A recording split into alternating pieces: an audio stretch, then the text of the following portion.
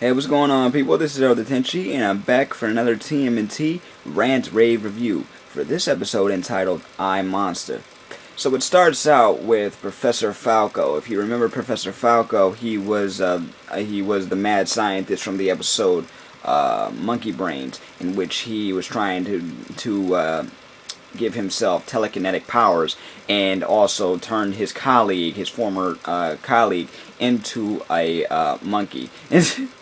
And after getting his butt handed to him in a battle of wits and fisticuffs by Donatello, he's back. Only this time he's ashamed. He's blaming the world for his issues and trying to get his powers back, experimenting on the rats of the city. While that's going down, he gets into a bad accident and ends up getting his powers back, but not in the way he originally intended, and he ends up becoming the Rat King. Now, if you remember the Rat King in 1987 version of TMNT, he was a man that also lived in the sewers just like the Turtles, but this time he was kind of controlling rats in the sewers. And I don't exactly remember his entire origin, nor do I remember some of the episodes he was in. It's been that long since I've seen those episodes. But this incarnation, I have to say, has got to be the most dramatic villain that I have ever encountered in the TMNT universe.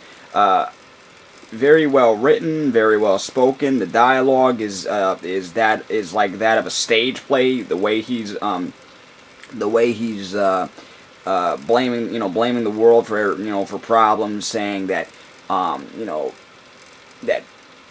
which stuff is kind of true, but at the same time harsh. It's like humans, viral human beings. They spread diseases. They have us living down on the underground like outcasts. Yada yada yada. I'm paraphrasing, and he's just gritty. I mean, the whole thing is very dark in tone, very gritty.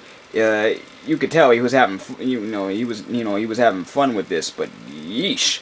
And then it just becomes basically Rats the movie, okay? It's just all over the place, all over New York. He's got just an infestation. It's just ridiculous.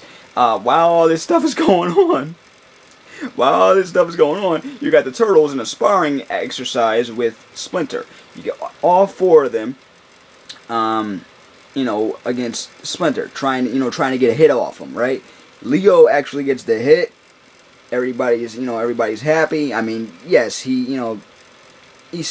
stops after he realizes what he's done, but Splinter tells him by hesitating, you basically leave yourself open, you drop your guard, right? He's like, I'm sorry, Sensei, it'll never, that'll not happen again. But it's like what happens when a son accidentally hits his father. I mean, well, that's exactly what it is, actually. It's father versus son.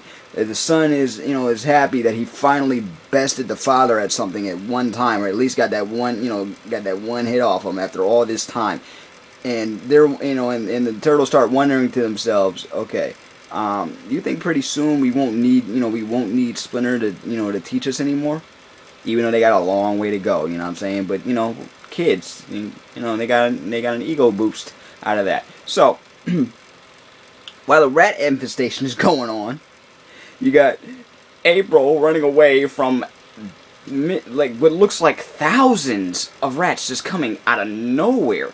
All up in the sewers, all up in in buildings, all up in restaurants, and freaking people out. And it was all in the middle of the day.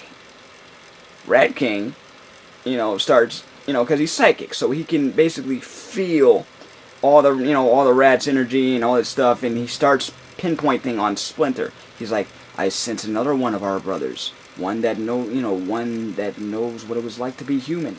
And excuse me, and he basically goes after him internally. He goes after his mind, his memories, both good and bad, saying you should give up your humanity and join me in taking over the city, this filthy, bad, evil, infested city. And he's like, no, I'm not like one of your common rats. I'm Hamato Yoshi. He's like, not anymore.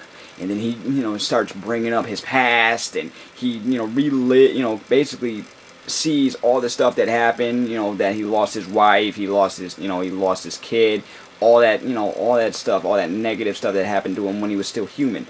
And, and then he realizes that, he has his sons, he has his turtles, but they feel like they may not need him anymore at one point. And it's an internal struggle. I mean, we all go through this. We all go through this at certain points in our lives where it's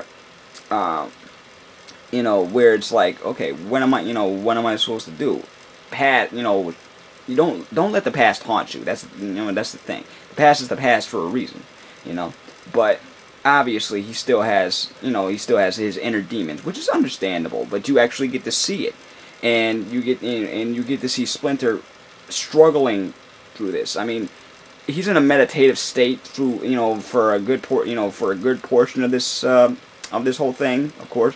And the turtles are trying to figure out what's going on with him and what's the connection with them and the rest of the rats. I mean, obviously they know the Rat King is going after him, and there's this whole running joke with Michelangelo being mad that he didn't get to name the Rat King, because they have this gimmick where he names every mutant that they come across, and he thinks Rat King is a lame name, and it's like, man, give it up, just let it go. One time you don't get to name somebody. One time, bro. You got more important things to think about here, and then for a minute they actually take control of Splinter.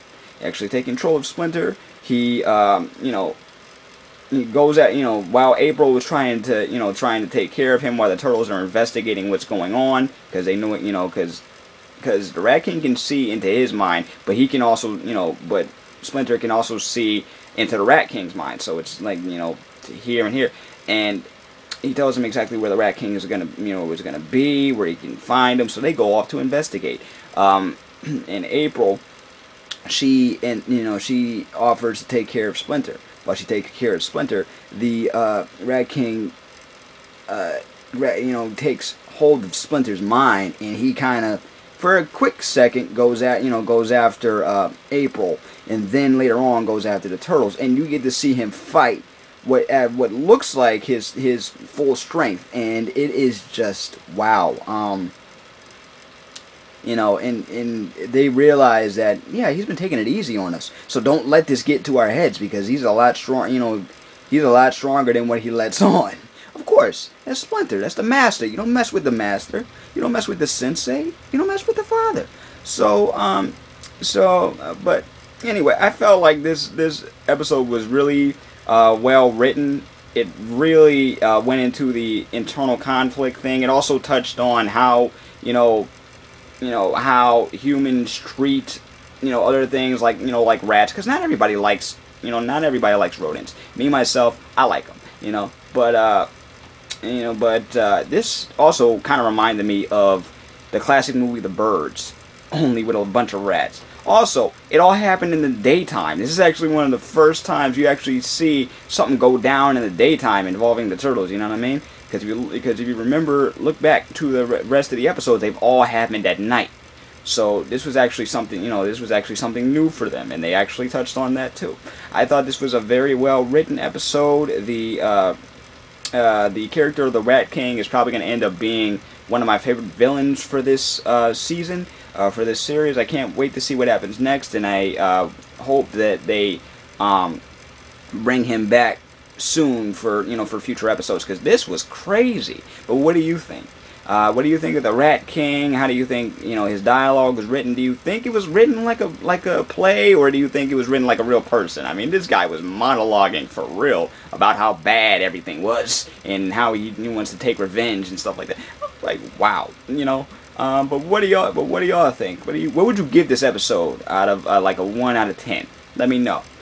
And with that, I am Elder Tenchi. Peace, love, never be normal.